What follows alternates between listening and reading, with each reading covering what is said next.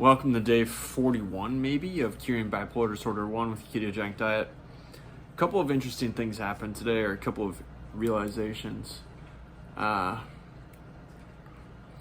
think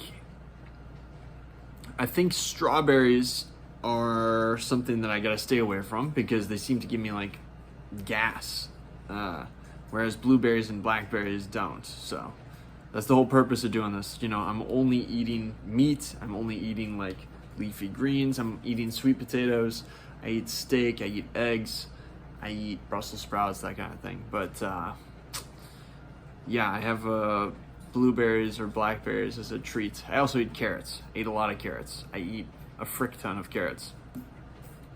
But yeah, I think the only thing that makes me feel not clean right now, makes me feel even remotely gassy, is strawberries. So I think I gotta cut those MFers out. I might be eating too many berries. I don't know if that's like too much glucose or what. Gotta do blood work. It's interesting because I went to a yoga class tonight, and it's been a while. When I started doing yoga, a lot of the classes that I went into it like meeting people, like with the active intention of meeting somebody, and active intention of like, oh, I'll meet a cute woman there. And I haven't felt that inclination for a while. But it was interesting tonight. I was reading Lord of the Rings on the bench outside of class before it started.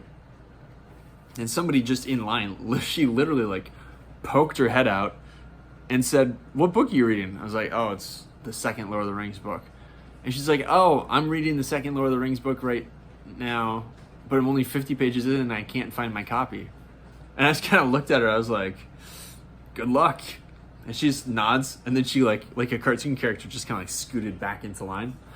And then all of a sudden it turned into a conversation. This other guy was asking me if I was the Lord of the Rings fan or if it was my first time. And then the girl I was sitting next to on the bench, who was absolutely friggin' gorgeous, like beautiful woman. She starts asking me if I like fantasy novels. She starts telling me about Game of Thrones and how she's seen the entire series 4 different times, and she plays it in the background during work. We have this back and forth. And then I get into the studio and I felt very like talkative with people, and my friend pulled his mat next to me, and he's made some illusion of like his day was good because there's nothing but like green lights all the way. I said, "Green lights like at the end of West Egg?" And the girl next to me laughed because she appreciated it. It was a Great Gatsby reference. And there was something about that, all of those interactions, there's like some intellectual wavelength that I have not been accessing, that I used to access, that I used to just live in all the time. Where it's not just the fact of reading a book, but there's something else there of like that version of myself where, I'm editing the book now. I'm editing my current book and thinking about things in a narrative way, and thinking about things in terms of like how would I structure the narrative, because it's a pretty complex narrative structure that I'm doing with this book, and it's a pretty sensitive subject matter, and I'm trying to find these ways of handling it with clarity and depth and tenderness and beauty. And reading books, I don't know how else to put it, but it just puts me, all these activities, all these intellectual endeavors put me on a different wavelength, a wavelength of myself that I have not been accessing.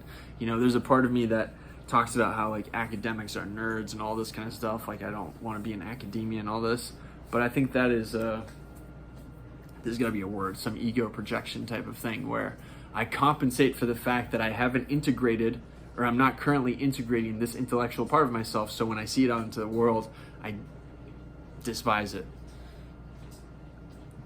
But this evening at the yoga studio, seeing,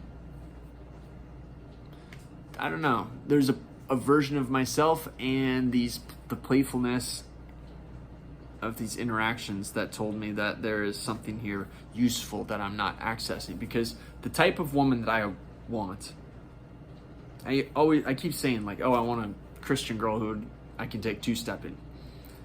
But maybe it's not even that specific. Maybe it's more like, I want a woman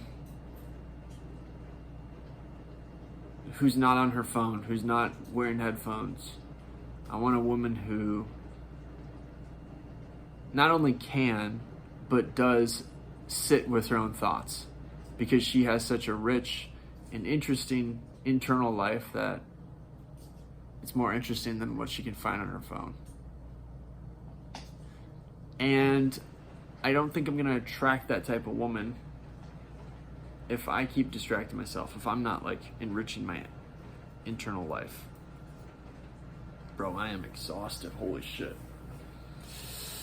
Whew, it's like 10 o'clock, it's 10:15. And I also think that working remotely has fucked up a lot of social skills in myself. I don't think I'm meant to work remotely. I don't think I'm meant to work just on a computer. And I'm starting to realize that pretty concretely. Pretty concretely. So these are realizations that I'm taking action on, but they're worth noticing as well. Yep. So besides the fact that it's late and I'm tired, 8.4 out of 10. I'm feeling good, dude. I'm feeling solid. Things are shifting continuously. That's it.